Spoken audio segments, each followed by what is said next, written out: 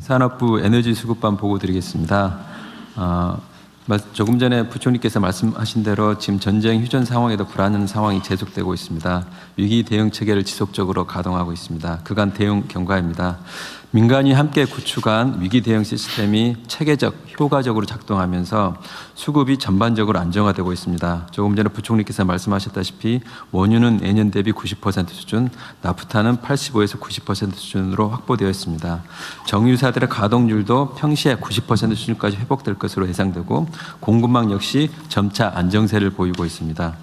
비축유의 수합제도 그리고 추경을 통해 조기에 확보한 재원을 통한 나프타 제체 물량 확보 지원 등 정부의 재정, 제조적 지원이 현장에서 효과적으로 작동하고 특히 전략경제협력 특사단이 확보한 물량이 순차적으로 도입되면 나타난 결과로 보입니다. 앞으로도 이와 같은 물량 수급이 원활히 작동될 수 있도록 최대한 노력을 하겠습니다. 이와 함께 수출 물량의 내수 전환, 필수 분야 원료 우선 공급 등을 통해 4월 하순부터는 산업 공급망도 빠르게 안정세를 보이고 있습니다. 주사기, 조선 바이오 같은 핵심 산업, 농업용 비닐 포장재 등 이런 전반적인 우려가 됐던 분야에서도 공급망에서 안정된 모습을 보이고 있습니다. 5차 최고 가격제가 물가 부담, 민생 안정 등을 종합적으로 고려하여 동결하였으며 최고 가격제가 3월 달에는 0.6%포인트, 4월에는 1.2%포인트 수준의 물가 안정 효과가 나타나면서 물가 안정과 서민 생활 안정에 크게 기여하는 것으로 나타나고 있습니다. 아울러 가격 안정에 기여한 착한 주유소도 5월 8일 94개소 추가 선정하였습니다. 지난번 대통령님께서 말씀하신 이후로 착한 주유소에 대한 국민들의 관심이 폭발적으로 늘어나고 있는 상황입니다. 관심도 많고 주유소들도 어떻게 하면 될 수 있는지에도 관심이 많은데 국민 여러분들께서 앞으로도 내비게이션 어플을 통해서 착한 주유소를 쉽게 찾을 수 있는 만큼 많은 관심과 이용 부탁드리겠습니다. 아쉽게도 아직 착한 주유소가 아직 선정되지는 않았습니다. 조금 더 기다려봐야 될 것 같습니다. 다음 향후 계획입니다. 중동 전쟁 불확실성이 지속되고 여파가 장기화될 가능성에 대비하여 위기 대응 체계를 지속적으로 운영하겠습니다. 기업들의 물량 확보 노력과 내수 우선 공급 기조가 유지되면서 비축유 수합제도, 각종 지원 조치를 지속적으로 추진하여 물량을 선제적으로 확보해 나가겠습니다. 아울러 최고가격제 시행으로 정유사들이 입을 수 있는 손실에 대해서 공정하고 객관적인 검증과 정산을 위해 준비하고 있습니다. 이를 위해 5월 중 정산 기준을 마련하고 법률, 회계, 석유시장 전문가가 참여하는 최고액 정산위원회를 구성할 계획입니다. 아울러 이번 위기를 통해 원유, 나프타 등 주요 자원이 단순한 원료를 넘어 산업 공급망의 핵심 원료라는 점들을 체감하였습니다. 자원안보 대응 체계를 근본적으로 강화해 나가겠습니다. 이를 위해 도입 지역과 수송 항로 다변화를 지원하고 정유사들의 비중동산 원유도 처리할 수 있는 정유 설비 개선도 지속적으로 유도해 나갈 예정입니다. 아울러 위기 사항에 보다 대응할 수 있도록 비축 시설 증설과 비축유 유종 다변화도 추진하겠습니다. 마지막으로 정부 민간 의무 비축, 국제 공동 비축, 해외 자원 개발 등 수급 관리 체계 전반이 위기 상황에서 효과적으로 작동할 수 있도록 관련 대응 체계를 전면적으로 정비해 나가겠습니다. 적절한 시기에 보고 드리도록 하겠습니다. 이상 보고를 마치겠습니다. 네, 수고하셨고요. 그 원유 도입은 지금 90% 가까이 된다. 보니까 저 보고서 보니까 87%인가 뭐 이 정도 된다고. 네. 앞으로 더 개선될 것 같나요? 아니면 어쨌든 약 87% 뭐 이러면 여전히 약간 부족하다는 얘기인데. 네. 지금 사실은 우리나라하고 상황과 다르게 다른 나라들은 대부분 굉장히 어려운 상황에 지금 들어가 있습니다. 그렇죠. 5월달, 6월달 굉장히 어려운 상황인데 저희들은 발빠르게 저희들이 먼저 선제적으로 확보하고 또 추경을 통해서 확보한 지원을 통해서 적시에 대응해서 5월, 6월이 굉장히 정말 깜짝 놀라울 정도죠. 상황이고요. 저희들이 이제 7월 이후에는 어떻게 될지를 저희들도 면밀히 주시하고 있는 상황입니다. 그 석유 최고 가격 있잖아요. 또 일부에서 그런 지적을 하던데 저는 동의 못하는 내용입니다만은 왜 국제 원유가가 내렸는데 석유 최고 가격이 자꾸 오르냐 이런 소리 하던데 예, 이건 뭐 근본적으로 잘못된 지적이긴 하죠. 예. 지금 어쨌든 석유류 정제유 가격을 국제 시세를 기준으로 만약에 그냥 시장에 맡겨놨을 경우라면 지금쯤 얼마 정도 하고 있을까요? 지금 한 2,500원, 2,700원 정도. 2,500 내지 2,700. 제가 조금 지난주에 대충. 미국 다녀왔더니 원유 최대 생산국인 미국에서도 기름값이 2불대에서 4불대로 높은 수준이어가지고 하부는 갤런당이죠. 그러면 리터당 얼마 정도예요? 리터당 거의 한 2배쯤 올랐다고 말이지. 예, 말하는. 거의 2배 가까이 올랐더라고요. 다른 나라들 대체적으로 그런데 어쨌든 산업부에서 또 다른 부처들도 애를 많이 쓰셔가지고 실제로 정제유 가격은 정말 안정적으로 잘 관리하는 겁니다. 물론 이제 정부 부담이 꽤 되겠죠. 네. 나중에 잘하고 계십니다. 근데 일부에서는 왜 자꾸 기름값이 매일 1원씩 오르냐. 그런데 그건 사실 부당한 지적인 거죠. 맞습니다. 아니었으면 대개 한 2,500, 600 정도 갔을 거다. 네. 그 착한 주유소는 저번에 산업부 장관 안 계실 때 차관이 큰일 날 뻔했어요. 그 덕분에 착한 주유소에 대한 인기가 더 폭발하고 있습니다. 그 차관께서 살신성인 하셨군요. 네. 네. 네. 네, 금융위에서 금융안정반 내용 보고드리겠습니다. 먼저 국내 금융시장 동향 살펴보면 주식시장의 경우 종전 불확실성에도 불구하고 글로벌 AI 모멘텀 지속, 견고한 기업 실적 전망 등으로 상승세가 지속되고 있습니다. 어제 같은 경우 7,822포인트로 마감을 해서 역대 최고치를 기록한 바 있습니다. 오늘도 아침에 여기 참석하기 전에 봤더니 한 7,920포인트 정도, 그 정도 기록하고 있는 상황이고요. 그 결과 시가총액을 보시면 두 번째 작은 글씨인데요. 그 5월 11일 기준으로 7,088조에서 사상 처음으로 7,000조대를 넘어섰습니다.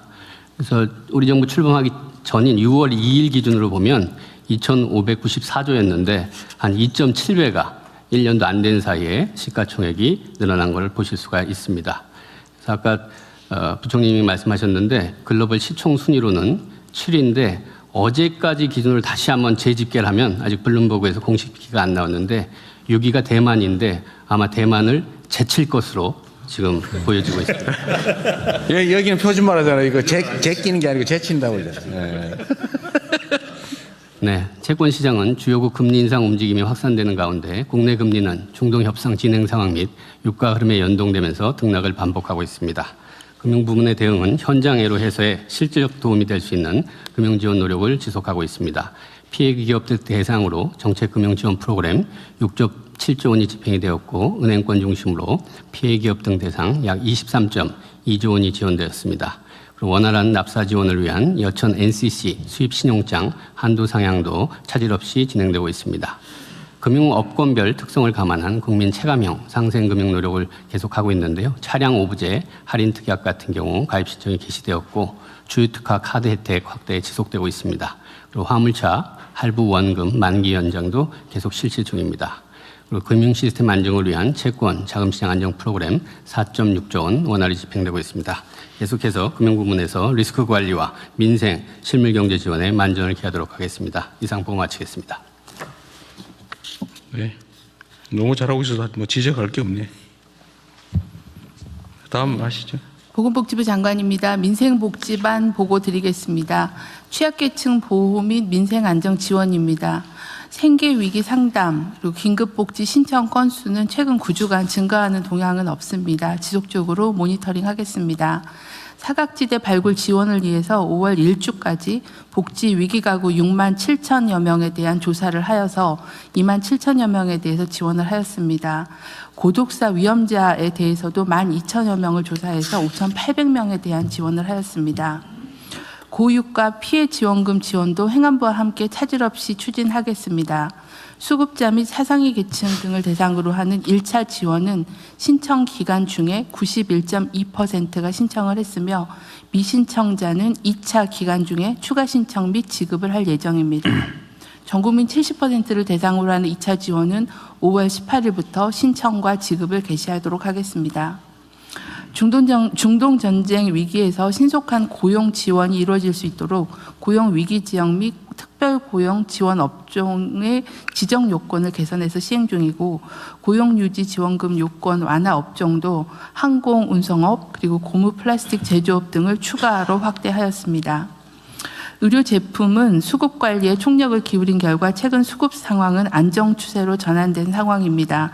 다만 가격이 20% 전후로 인상이 돼서 지속적으로 모니터링하고 조치하겠습니다. 산업부와 협업해서 의료제품 제조업체에 5월에도 평시 수준의 원료를 우선 공급하고 있어서 생산이 안정적으로 진행되고 있습니다. 6월 이후에도 지속적으로 관리하겠습니다. 혈액투석 등 필수 의료기관 주사기 한 라인도 가동 중에 있고 집에서 치료를 하고 계시는 희귀질환자들의 필수 의료 물품을 공급하기 위해서 비대면 직배송 체계도 운영 중으로 수요조사를 통해서 대상 질환과 품목을 확대하도록 하겠습니다.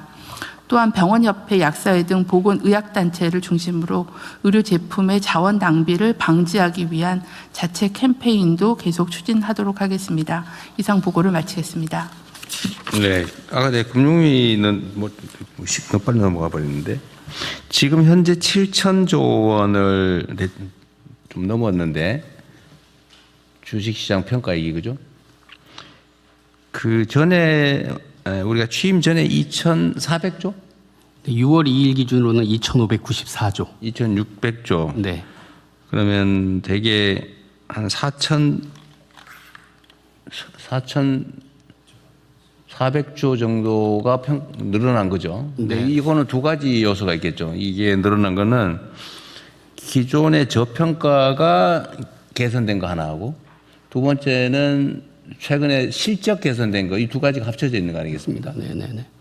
근데 저평가를 개선하는 거는 사실 우리가 그 이전에는 가지고 있는 자산을 낮게 평가받아서 사실 억울하게 재산이 줄어들어 있었던 건데 이제는 조금 크게 늘어난 거죠. 이거는 사실 국부가 늘어나는 효과가 있다는 거 아닙니까? 네. 근데 지금도 제가 보기로는 이 저평가가 완전히 해소된 건 아닌데 하여튼 전에 정책시장님한테도 제가 말씀드렸습니다만 저는 금융 분야의 이 비정상 시장 질서를 정상화하는 건 매우 중요해요. 정말 상식적인 금융 질서를 만드는 것이 중요하고 물론 우리가 이때까지 했던 생산적 금융으로의 전환, 부동산 투기 공화국 탈출, 시장 질서 정상화 이런 게 다 맞물려 가지고 이제 벌어진 일인데 앞으로도 계속 지속적으로 해야 될 과제인 것 같습니다. 이제 저평가 문제 그리고 우리가 다른 나라 수준을 따라가는 것도 중요한데 물론 이전에는 뭐 다른 나라는 예를 들면 PER이 뭐 한 20몇 이렇게 될 때도 우리는 뭐 8, 9 뭐 높아봐야 10, 12 이 정도 있잖아요. 억울하게 저평가 받았는데 이게 다 국민들이 재산상 손실을 입고 있었던 거 아닙니까? 정부의 정책 부족 때문에. 그러니까 앞으로는 그런 일이 없이 정상화해야 되는 건 당연하고 근데 그걸 사실 넘어서서 다른 나라들의 시장보다는 훨씬 더 나은 시장을 만들어야 되겠죠. 다른 나라의 시장도 완벽하다고 할 수 없거든요. 부족한 게 많이 있겠죠. 다른 나라들의 그 부족함들을 넘어서서 우리가 정말 선진 그 자본시장으로 세계를 선도하는 선진 자본시장으로 가서 그 코리아 디스카운트가 아니고 코리아 프리미엄이 가능하게 꼭 만들어야 됩니다. 그게 사실은 국민들의 재산을 늘려주는 방법이잖아요. 지금 이걸 하니까 지금 국민연금이 무슨 뭐 몇 년에 고갈되네, 무슨 구조개혁을 해야 되네, 이렇게 막 온 국민들이 나서 다투다가 이제는 그 필요성이 사라졌잖아요. 정부 정책에 따라서. 그러니까 금융위원회가 이 억울한 저평가 상황을 극복하는 거에 대해서 매우 큰 좀 역할이 있습니다. 네. 앞으로도 좀 최선을 다해주고 다른 나라를 따라가는 걸 넘어서서 다른 나라들이 따라올 정도로 만들어야 된다 반드시. 그것도 빠른 시간 내에. 각별히 신경 써주세요. 네, 말씀하신 대로 코리아 디스카운트 탈피가 목적이 아니라 코리아 프리미엄 그쪽 구현이 목표가 될 수 있도록 더 적극적으로 하도록 하겠습니다. 충분히 할 수 있어요. 네. 그러시죠. 다음 진행하십시오. 마지막으로 해외 상황 관리반 보고 드리겠습니다. 중동 정세는 우선 트럼프 대통령이 종전안에 대한 이란 측의 답변을 수용할 수 없다고 공개적으로 언급함으로써 협상의 교착 상태가 지속되고 있습니다. 그 다음으로 바로 넘어가겠습니다. 에너지와 필수 원자재 수급 관련해서 외교부는 미국, 이란 간의 종전 협상이 결렬되거나 타결되는 모두의 경우에 대비해서 에너지 수급 노력을 지속하고 있습니다. 지난주에는 쿠웨이트, 바레인, 이라크 등의 특사를 파견해서 향후 호르무즈 해협 재개방 시에 한국에 대한 원유, 나프타 등 에너지 최우선 배정 의사를 확인했고, 또 인프라 피해 복구 사업, 또 신규 인프라 에너지 사업 등에 우리 기업 참여를 호의적으로 검토하기로 했습니다. 마지막으로 나무호 관련 사항입니다. 외교부는 우리 정부 합동조사단의 현장 조사 결과가 나온 직후에, 즉 지난 일요일 저녁에 유관국들과 소통을 했습니다. 조사단은 지난 5월 8일 현장 조사를 통해서 5월 4일에 미상의 비행체 2대가 남호를 2차례 타격한 점을 확인하였습니다. 정부는 이제 남호를 포함한 민간 선박에 대한 공격은 어떤 경우에도 정당화되거나 용납될 수 없다는 입장을 관련국들에게 분명히 밝혔고, 추가 조사를 통해서 공격 주체와 정확한 기종, 또 물리적 크기들을 식별해 나가고자 하며 이에 따라서 필요한 대응 조치를 취해 나갈 것입니다. 이러한 사건이 재발되지 않도록 유관들국과 지속적으로 소통해 나가고, 또 현재 인근 해협에 위치해 있는 우리 선원과 선박의 안전을 강화하기 위한 노력도 지속해 나갈 것입니다. 이상 보고를 마치겠습니다. 네, 수고하셨고요. 이제 외교부 발표에 직접 관계된 건 아니고, 우리 산업부 장관님, 여기 미국 갔다 온다고 좀 고생 많이 하셨는데요. 어쨌든 뭐 협의 진척도 꽤 된 것 같고 수고 많으셨어요. 어쨌든 대미 관계의 대미 투자 관련해서는 정말 역할을 크게 잘하고 계십니다. 그리고 이제 뭔 사무소를 만들기 위했다고? 예? 무슨 사무소를 센터를 만들기 위했다고? 마스카 사무소. 사무소를 만들기 위했다고.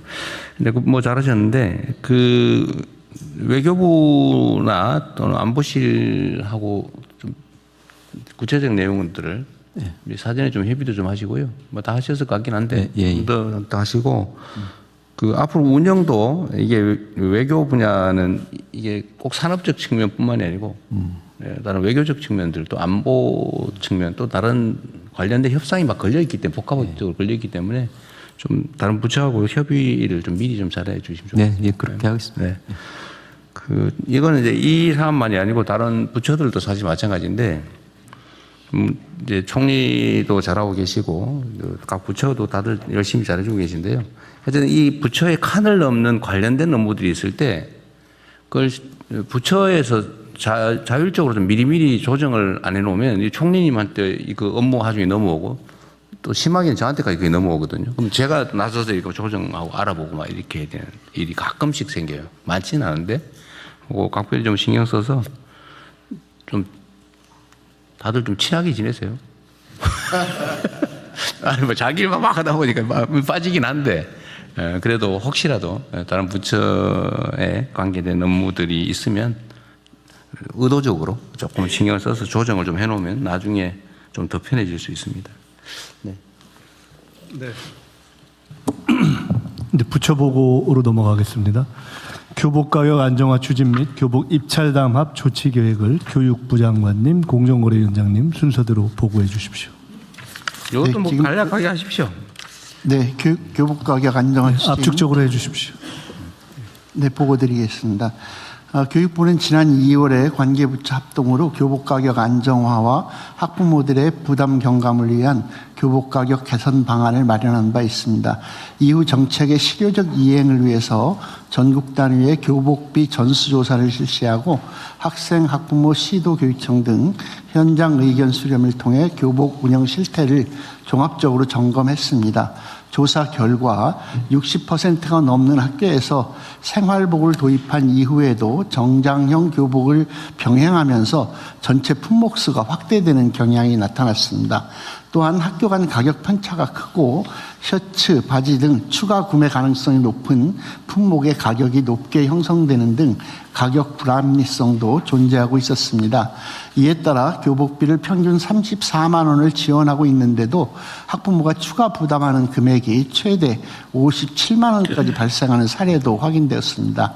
아울러 주요 브랜드 중심의 공급 구조로 인해서 다양한 공급 주체의 참여가 제한돼서 시장 경쟁이 충분히 작동하지 못하는 측면도 나타났습니다.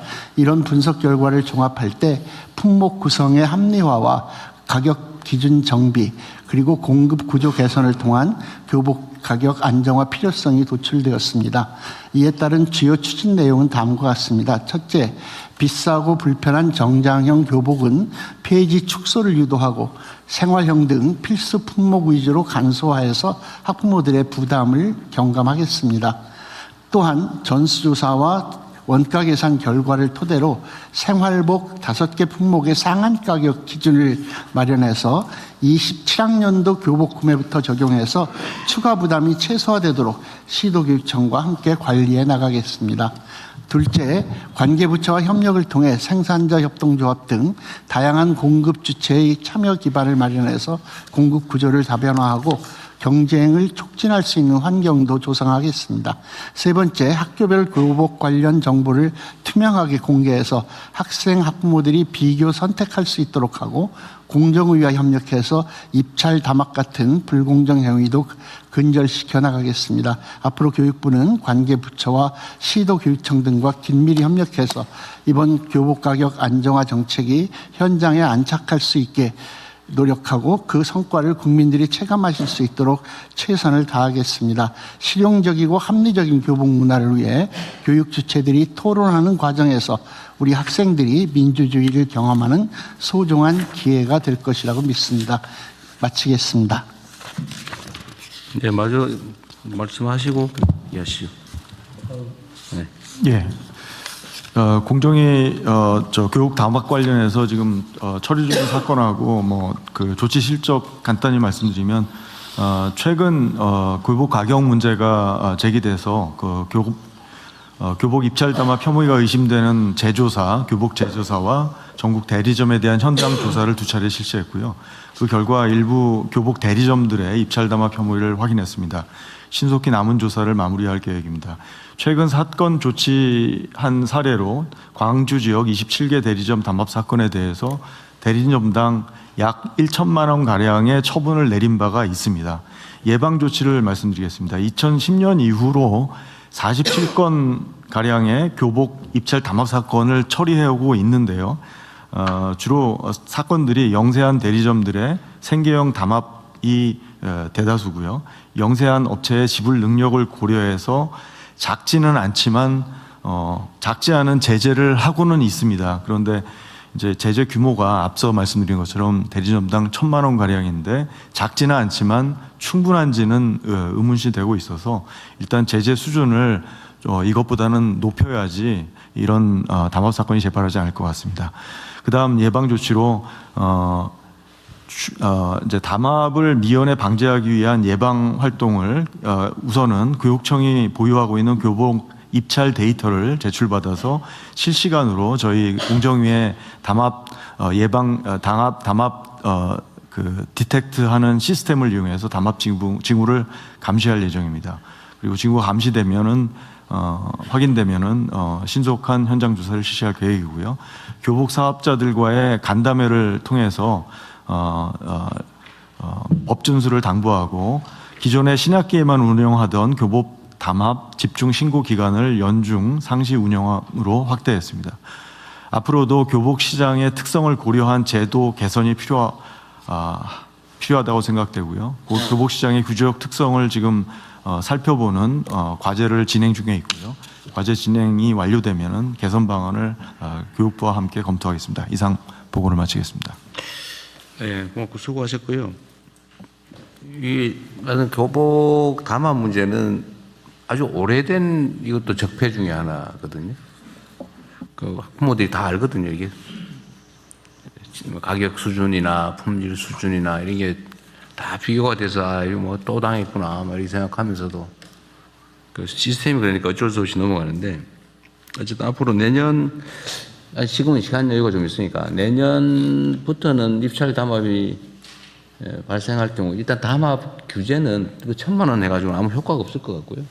어떤 그냥 처음에 너무 이때까지 맨날 해오던 거를 하면은 뭐 망한다 소리 나올 가능성이 있으니까 이걸 충분히 경고하고 내년부터는 실제 담합이 발생하면 아주 기업들 하듯이 네. 세게 예. 해서 다시는 담합 생각도 못하게 만들어야 됩니다. 예. 한 1,000만 원이 부당이익 수준인데 그거를 현저히 초과해야 된다고 생각합니다. 네, 부당이득 하면 걸리면 본전이고 안 걸리면 남고 그렇게 되면 안 되죠. 그렇습니다. 그리고 이거를 하여튼 객관적 검증을 하는 게 중요한데요. 교육부나 이런 데 어디 뭐 홈페이지나 이런 거 있어요? 이게 교복은 이제 교육청별로 그러니까 있는데 있는데 교육청이 있습니다. 그게 문제죠. 그러니까 그거를 통합해서 네. 교육청에 있는 거 다 모으면 되잖아요. 모아가지고 교육부에서 전국의 교복 상황 가격 뭐 이런 걸 공지를 해주면 어때요? 비교할 게. 어쨌든 내년도부터는 그 우리가 지급하는 범위 안에서 전체적으로 유지될 수 있도록 그거 안 돼요. 하려고 합니다. 그게 지금까지 예를 들면 교복이 이게 사실 제가 먼저 시작한 일이긴 한데 교복 하는데 이만큼 드는구나. 동복, 하복, 뭐 셔츠에 뭐 이렇게 계속 계산을 해가지고 얼마 이렇게 정했는데 그때는 실제로 쓰고 있는 금액만큼 했거든요. 했더니 빠져나가는 방법으로 그게 아닌가 뭐 체육복 또 무슨 복 한 벌 더 뭐 이렇게 해가지고 이제 바가지를 씌우더라고요. 그러니까 그 금액을 규제를 해도 그 외의 걸 또 해버린다니까요. 네, 금액 규제는 별로 그럴 것 같고 요 안에서 하고 더 이상 하지 말라고 한다는 쉽게 될지는 잘 모르겠는데 어쨌든 해보시고요. 네. 제가 보기엔 비교하게 하는 게 제일 중요하다. 예를 들면 제주도에 무슨 중학교는 뭐 했는데 얼마 보여주세요. 사진 찍어가지고 네. 요 옷 하나 얼마, 스카프 얼마, 셔츠 얼마, 뭐 바지 얼마, 치마 얼마 이거 가지고 가능할 것 같습니다. 그러게. 네, 그렇게 있는데 그대로 공제가 쭉 비교할 수 있게. 네네. 그렇게 한번 해보시는 걸 검토해 보세요. 네, 알겠습니다. 네. 뭐 이게 뭐 아주 사소한 사례죠. 이거 말고도 뭐 이런 게 너무 많죠. 네. 다음은 예방중심 개인정보관리체계 전환 계획을 개인정보보호위원장께서 보고해 주십시오.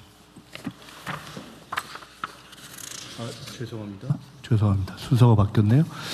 위기가구 지원을 위한 복지 안전매트 강화 방안을 먼저 하겠습니다. 보건복지부 장관님 보고해 주십시오.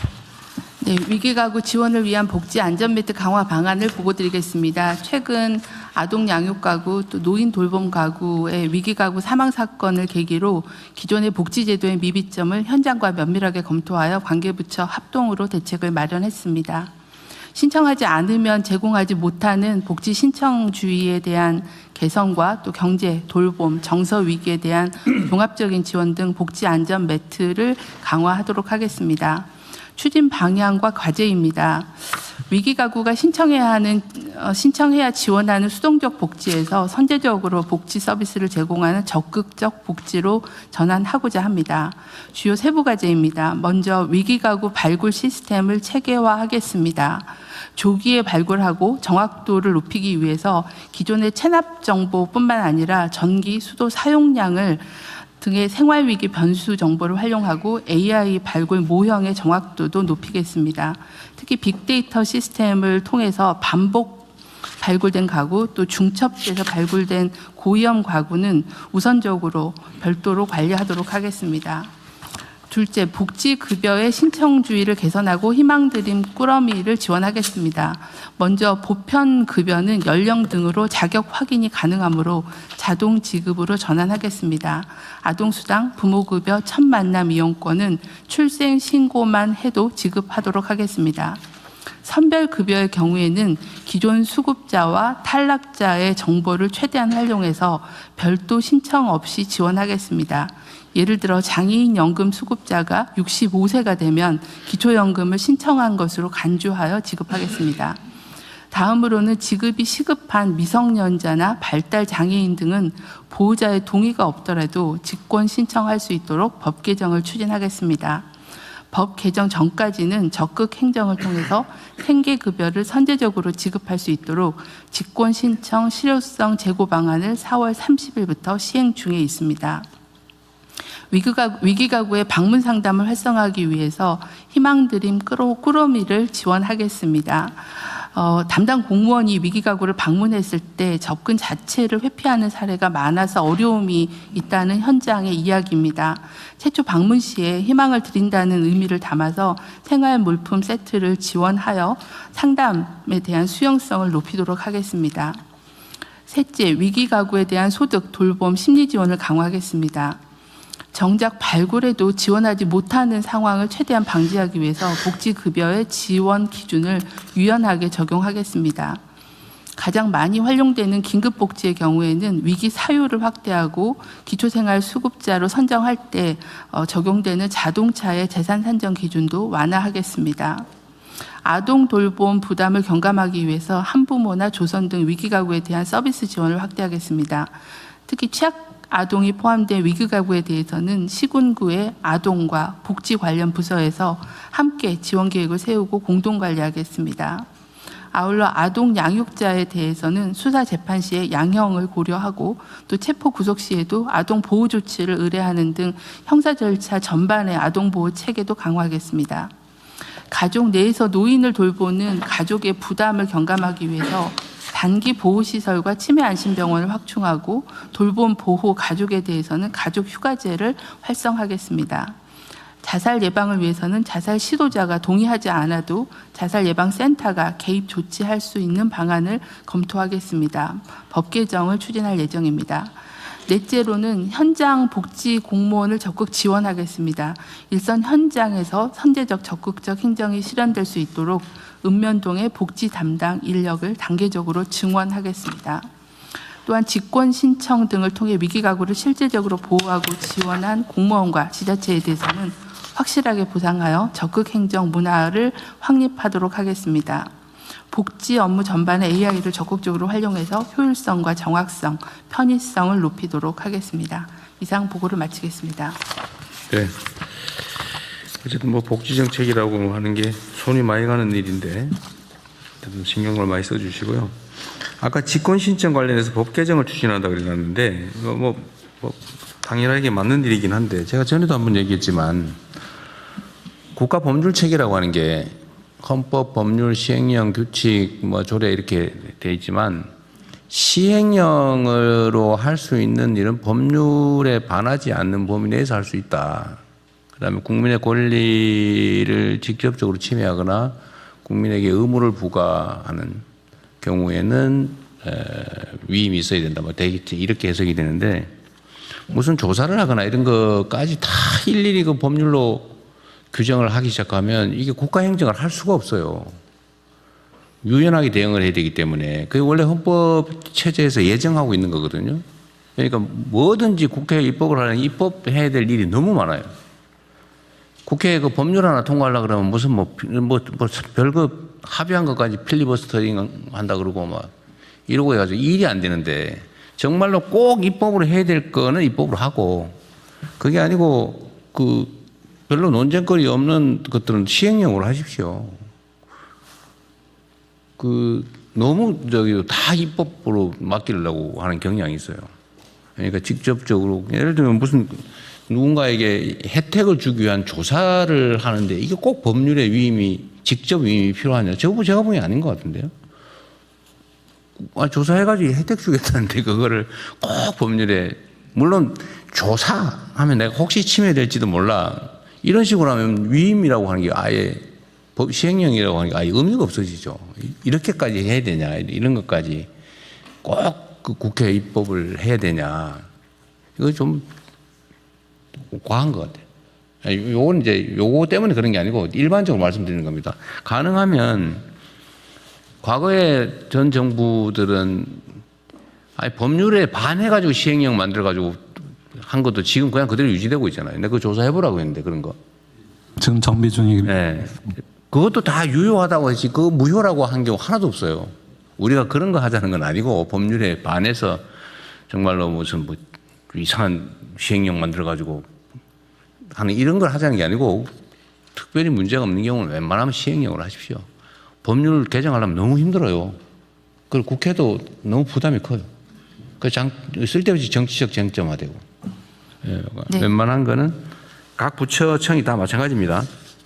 네, 법제처장입니다. 한 가지만 네. 부연 설명드리겠습니다. 네. 말씀하신 대로 지금 각 부처에서는 조그만 변화가 주더라도 법률로 가려고 하는 경향이 있습니다. 그런데 사전에 저희 법제처에 협의를 해주시면 저희가 시행령단으로 할 수 있는 부분들에 대해서 충분히 여지를 검토하도록 하겠습니다. 그 좋은 생각이네요. 일을 쉽고 일이 되게 하자고 하는 거지 우리가 규정을 만들기 위해서 일하는 건 아니거든요. 실용적으로 목표에 맞게. 네. 나쁜 짓 안 하면 됩니다. 네, 다음. 네, 다음은 예방 중심 개인 정보 관리 체계 전환 계획을 개인정보보호위원장께서 보고해 주십시오. 네, 예방 중심 개인정보 관리 체계로의 전환 계획을 보고 드리겠습니다. AI 디지털 전환과 플랫폼 경제 확산으로 개인정보 활용은 빠르게 늘어나고 있습니다. 그만큼 한번 유출 사고가 일어나면 피해 규모가 크고 회수도 어렵습니다. 따라서 중대한 위반 행위는 끝까지 엄정한 책임을 묻는 동시에 실질적인 위험 관리와 투자가 이루어지도록 관리 체계를 전환할 필요가 있습니다. 핵심 추진 방안은 3가지입니다. 먼저 중대하고 반복적인 위반 행위는 제재를 강화하겠습니다. 아직도 현장에서는 개인정보 보호를 위한 투자 비용보다 사고 후에 부담하는 비용이 더 싸다는 인식이 남아 있습니다. 이제는 그런 계산이 통하지 않도록 하겠습니다. 중대 반복 사고에는 매출액의 10%까지 징벌적 과징금을 부과합니다. 법 개정이 완료되어 9월부터 시행됩니다. 대통령님께서 지난 업무보고 시에 지적하신 매출액 산정 기준의 경우 현재는 3년 평균 매출액인데 앞으로는 직전 연도 매출액하고 비교해서 더 높은 금액을 적용하도록 강화했습니다. 이 내용을 담은 시행령 개정안이 오늘 국무회의에 상정되어 있습니다. 또한 조사 결과에 따른 이행 점검을 강화하고 미이행이나 조사 비협조에 대해서는 이행 강제금을 도입하겠습니다. 참고로 작년 하반기에 시정명령을 받은 92개 기업과 기관에 대해서는 이행 점검을 해서 개인정보 안전 조치가 개선되도록 했습니다. 2번째입니다. 기업의 자발적인 보호 투자 확대를 촉진하고 위험 기반 관리 체계를 구축하겠습니다. 법정 최소 기준을 넘어 선제적인 보호 조치를 하거나 실효적인 관리 체계를 운영하는 경우 과징금 감경 등 확실한 인센티브를 부여하겠습니다.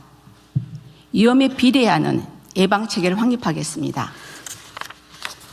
그동안 개인정보 처리 규모나 업종에 관계없이 일률적인 기준이 적용되었습니다. 그래서 고위험 분야는 충분한 안전 조치가 이루어지지 않은 반면 영세 사업자에게는 과도한 부담이 주어지는 측면이 있었습니다. 앞으로는 위험도에 따라서 관리 수준을 차등화하고 특히 개인정보를 대규모로 처리하거나 사고 위험이 큰 분야는 정기 또 수시 점검을 통해서 필요한 개선을 미리 하도록 하겠습니다. 또한 보안 취약성이 큰 상조회사나 고객 상담센터, 민감 정보를 대량 처리하는 결혼정보업체를 점검 중입니다. 또 아동이 많이 이용하는 에듀테크 분야도 교육부와 함께 다음 주부터 점검을 시작합니다. 작년 하반기에는 네이버, 카카오를 비롯한 슈퍼앱 5개 기업과 아마존과 같은 클라우드 3개 사업자를 사전 실태 점검해서 안전조치를 개선한 바 있습니다. 또한 갈수록 개인정보 처리가 복잡해져서 서비스가 나온 뒤에는 침해를 인지하기도 막기도 쉽지 않습니다. 따라서 시스템을 처음 설계할 때부터 개인정보 보호를 반영하는 PBD라고 하는 즉 프라이버시 바이 디자인인데요. 이 원칙이 국제적인 추세입니다. 개인정보 보호 관리체계 인증 제도와 또 개인정보 영향 평가 제도를 개선해서 이 원칙이 현장에서 실질적으로 구현되도록 하겠습니다. 공공 부분의 역량도 확충하겠습니다.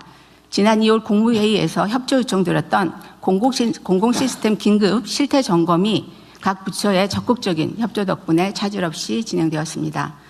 점검 결과 일부 시스템에서 10년 이상 보안 패치를 하지 않거나 모의 해킹과 같은 취약점 점검을 별도로 하지 않는 사례들이 다수 발견되었습니다. 전담 인력도 부족합니다. 특히 기초지방정부의 경우는 전담 인력이 0.3명 수준에 불과합니다. 전담 인력과 재원을 확보할 수 있도록 지원하고 범부처, 민관 협력을 통해서 사회 전반의 보호 역량도 높여가겠습니다. 마지막으로 국민 피해 구제를 강화하겠습니다. 유출 사고가 발생했을 때 국민들께서는 내 정보가 털렸는데 내가 받은 피해는 누가 책임지냐는 답답함을 느끼실 수 있습니다. 현재 법무부 주관으로 추진 중인 집단 소송의 도입과 더불어서 개인정보보호법상 법정 손해배상 책임 제도를 활성화하겠습니다. 유출 사고 시에 기업과 기관의 책임을 원칙으로 하고 전반적인 입증 책임도 유출 기관이 지도록 하겠습니다. 다크패턴처럼 이용자를 속여서 개인정보 수정이나 동의 철회, 탈퇴를 어렵게 만드는 행태도 집중 점검하겠습니다. SNS나 웹상에 불법 유통되는 개인정보는 신속하게 탐지, 삭제하고 유포자는 수사기관과 함께 끝까지 추적해 엄벌하겠습니다.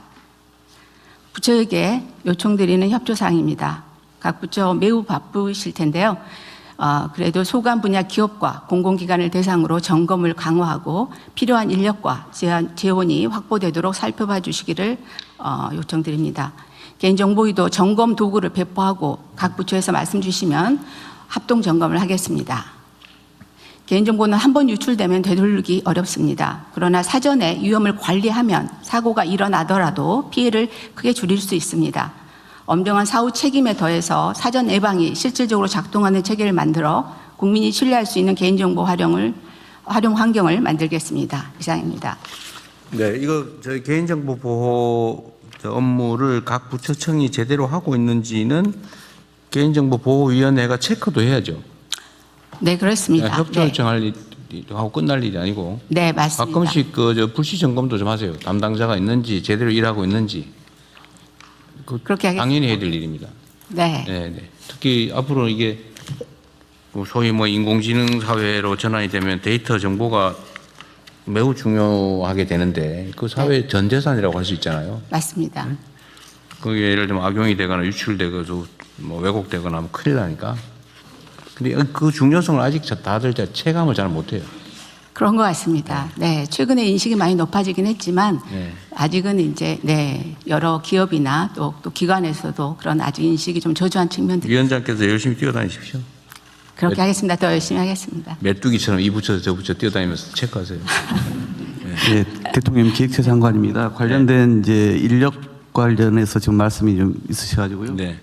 제가 살펴봤더니 현재 개인정보 보호 담당 인력이 이제 평균 1.9명인데 이 개인정보 보호만 전담하는 인력은 기관당 0.7명입니다. 그러니까 매우 지금 부족한 상황이고요. 더구나 재직 기간을 봤더니 그러니까 1년 미만이 34.2%, 2년 미만이 56.3%니까 대부분이 그냥 잠깐 근무하다 또 이동하는 이런 이제 상황이기 때문에 전문 인력도 부족한 상황입니다. 그래서 오늘 요청이 있어서 기획처도 각 부처가 개인정보 보호를 위한 소요를 좀 충분히 편성해서 요구를 하면 저희도 적극 좀 지원 검토하겠습니다. 그 데이터청도 사실은 여기 관련이 좀 있는데 데이터청 어디? 네, 여기 있습니다. 네, 데이터청도 지금 이 데이터청이 지금 통계청을 이제 확대 개편을 하다 보니까 아무래도 그 통계 업무에 좀 중심이 가 있는 측면이 있거든요. 그런데 아직까지 그렇습니다. 데이터처로 만든 이유는 데이터 관리의 비중을 통계보다 더 키우라는 뜻이었거든요. 네. 이름도 그래 바꾸고 부처의 위상도 올렸잖아요. 네. 그러면은 그 데이터 관리 이용을 어떻게 할 거냐에 대한 전문성도 확보해야 되고 또 개인정보위원회하고 데이터처는 좀 더 다르니까 집행부서고 그 집행부서가 어떻게 다른 부처와 어떻게 협업할 건지 어떻게 관리할 건지 활용할 건지 등등도 주도해서 네. 물론 여기는 이제 주로 보안보다는 활용에 중점이 가겠지만 그죠? 그렇습니다. 그래서 좀 지금보다는 관심을 좀 더 기울여야 될 것 같고요. 각 부처청의 데이터 개인정보 담당자와 사실은 데이터 담당은 거의 유사한 중복되는 측면이 있는데. 네, 현재 그 개인정보 담당하고 그리고 정보보호 담당, 즉 보안 담당이 같이 이렇게 하는 경우도 있고 좀 큰 조직 같은 경우 따로 하는 경우도 있습니다. 근데 데이터 활용은 조금 다른 측면인데. 네, 그러니까. 근데 그게 사실 활용과 보안은 동전의 양면 같은 거잖아요. 근데 각 부처청의 이 전담 인력이라고 하는 게 순환보직으로 잠깐 왔다 가고 잠깐 왔다 가고 이런 실제 일이 안 되거든요. 이 문제를 어떻게 관리할 건지 이 데이터처에서 고민을 좀 하든지 각 부처청이야 사실은 여러 가지 일 중에 하나라서 그냥 순환보직 하다가 왔다가 그냥 업무 파악하다가 또 다른 업무로 가버리거나 승진해서 나가버리고 이러니까 그거를 어떻게 좀 전문성을 가지고 지속적으로 그 업무를 할 수 있는지를 연구를 좀 해보세요. 데이터처도 하시고 이거는 행안부도 좀. 저희 행안부에서 말씀드리겠습니다. 지금 그 데이터 관리는 각 부처에서 CDO, Chief Data Officer를 각 부처의 차관이 담당. 그 차관의 사실 그게 그냥 일 하나를 더 붙여놓은 거예요. 앞으로 차관의 업무에는 이것도 있다. 이렇게 해놓은 거지 사실은 뭐 전담관들 하기 어렵잖아요. 예, 그리고 이제 CPO 같은 경우에는 담당 인력이 부족해서요. 그러니까 지금 개인정보보호위원회의 요청에 의해서 51개 부처 96명을 보강해달라는 요청이 있었습니다. 그래서 기획예산처하고 인력 협의를 하고 있는 상황입니다. 근데 뭔 일만 생기면 자꾸 인력 증원 해가지고 뭐 전담 인력이라고 그렇게 하면 끝이 없고요. 기존 조직의 인력을 어떻게 재배치할 건지를 고민을 해야 될 것 같습니다. 예. 네, 어쨌든 이 문제는 대한민국의 최종 데이터 관리 책임자 CDO는 누구예요? 네, 데이터처장입니다. 데이터처장이에요? 네. 근데 데이터처장이 그 장관들보다 직급이 좀 낮다 보니까 말을 못한다는 설이 있던데. 아닙니다. 지금 준비하고 있습니다. 네, 그러면 안 돼요. 업무는 예. 업무지. 네. 제가 잠깐 말씀드리겠습니다. 그 데이터 관리하는 인력을 당연히 그 각 부처마다 저희가 배치를 해야 되는데요. 그에 앞서서 각 부처가 소관 데이터를 관리하는 것이 먼저 더 중요합니다. 그렇죠. 근데 지금 AI 시대의 데이터는 AI용 데이터로 이전에 있던 행정자료나 정책 자료를 AI용 데이터로 전환시켜서 관리하는 것이 무엇보다 중요하고요. 그걸 위한 지금 선도 모델이 사실은 필요합니다. 그래서 선도 모델을 하나를 잡고 그걸 각 부처에 확산시켜서 각 부처의 AI 데이터를 전체적으로 관리할 수 있는 시스템이 생길 때 그때 각 부처의 CDO들이 제대로 일을 할 수 있다고 저는 생각을 하고요. 그래서 그거에 맞춰서 저희가 보고서를 지금 작성하고 있습니다. 안을 만들면 곧바로 보고 드리도록 하겠습니다. 과기부 총리, 사실 과기부의 이 데이터 문제는 핵심 과제 중에 하나 아닌가요? 네, 맞습니다. 결국에 데이터가 그 AI의 핵심이고 사실 이 부분에서 데이터처럼 좀 긴밀하게 협조를 해야 됩니다. 그리고 하나 좀 말씀드리고 싶은 부분은 데이터처에서 이제 데이터 관리 그리고 개인정보에서 이런 개인정보를 사전에 이제 점검하는 부분도 중요하지만은 지금 시대적으로 인공지능으로 인해서 패러다임이 바뀌고 있습니다. 인공지능으로 해킹도 굉장히 쉽게 하고 있고 최근에 엔트로픽의 미토스가 굉장히 어떤 공격과 방어에서 굉장히 좀 기존의 어떤 체계를 완전 무력화시킬 정도의 성능을 내고 있습니다. 사실 사전 예방 측면에서 우리가 많은 더 고민을 해야 됩니다. 그러니까 사실 뭐 징벌적 과징금을 때리고 뭐 이런 저희가 기존에도 정보보호 체계가 있습니다. ISMS, IMSP를 운영하고 있음에도 불구하고 사실 기업들이 이 인증 체계를 받았음에도 불구하고 해킹을 당하고 있습니다. 그러니까 저희가 이제 정부가 지금은 이제 이런 관리 체계도 중요하고 사실은 이제 사전 예방 측면에서 우리가 인공지능 시대에서 우리가 이 정보보호 체계를 어떻게 바라볼지를 좀 심도 있게 논의할 필요가 있겠습니다. 예, 그 과기부가 해야 될 일 중에 하나죠. 네, 맞습니다. 예, 하세요. 네, 저희 개인정보위와 데이터처와 잘 협업해서 잘. 이게 지금 약간 업무가 분산되어 있는 측면인데 뭐 어쩔 수 없는데 개인정보 보호, 데이터 활용 그러면 이걸 체계적으로 어떻게 현장에 적용할 건지 과기부 얘기 네. 일 것 같은데. 과학기술 관계장관 회의 통해서 지금 개보이나 그러시죠. 데이터처가 다 참여하고 있습니다. 같이 일을 하고 있습니다. 어쨌든 이게 너무 얘기만 하고 진척이 좀 안 되는 느낌이 있어서 드린 말씀인데요. 좀 더 관심 가주시기 바랍니다. 대통령님 한 말씀만 네. 좀 더 드리겠습니다. 그 개인정보 같은 경우는 이제 유출만이 문제가 아니라 이제 침해라는 부분이 사실 영역이 또 매우 큽니다. 이거는 이제 뭐 동의 없는 수집이라든지 목적의 사용 같은 거라든지 이런 것이 다 관련이 되는데요.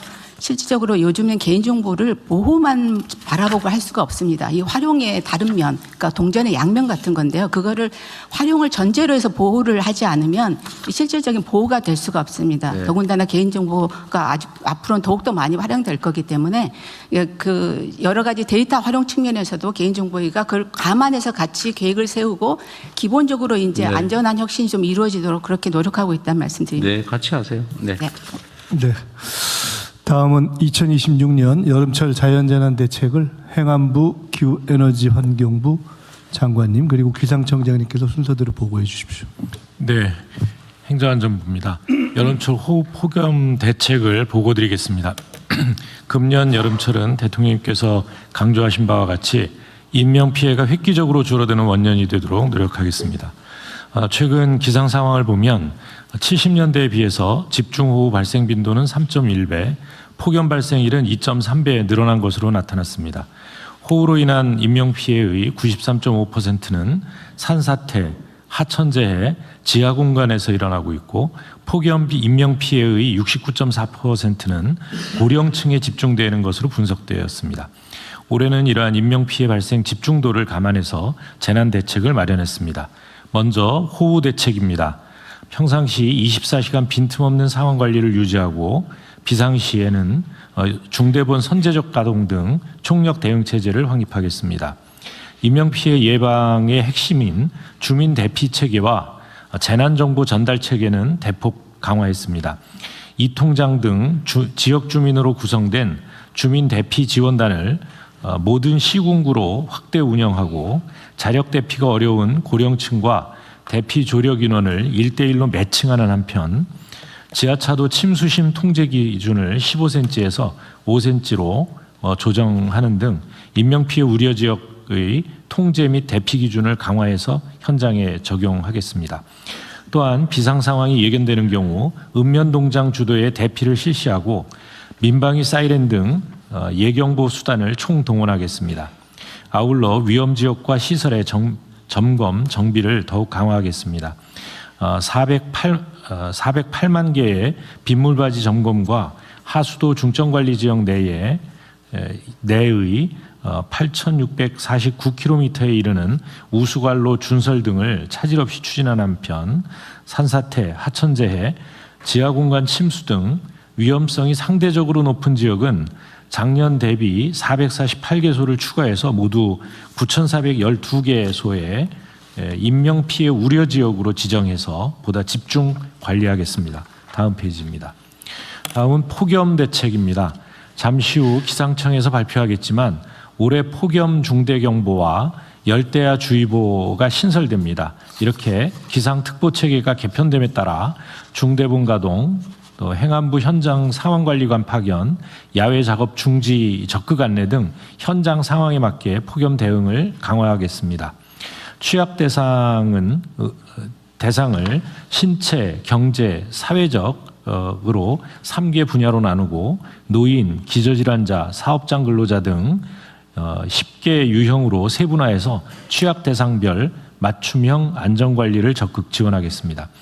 생활지원사 3만 8천 명을 활용해서 취약노인 예차를 촘촘히 하고 취약사업장에 이동식 에어컨 구입비 재정 지원을 확대하는 등 실질적 보호 조치를 강화하겠습니다. 피해 최소화를 위한 인프라 확충에도 힘쓰겠습니다. 19개 민간기업과 MOU를 체결해서 기존 경로당 중심의 쉼터 운영에서 도서관, 금융기관 등 다양한 형태의 쉼터를 확대해 나가겠습니다. 고수온 대응 장비 보급 확대 등 양식업 또 농축산 분야 피해 예방 시설에 대한 지원도 확대하겠습니다. 현재 가뭄 상황은 생활 공업용수 및 농업용수 정상 공급 중으로 전반적으로 양호한 상황입니다. 마지막으로 향후 계획입니다. 지난 4월 28일 대통령님께서 지시하신 빗물바지 등 재우려 지역 현황을 철저히 점검하고 각 기관별 자료를 종합해서 6월 중에 별도 보고드리겠습니다. 6월 말에 이 우기가 시작되기 때문에 우기 시작 전에 보고드리겠습니다.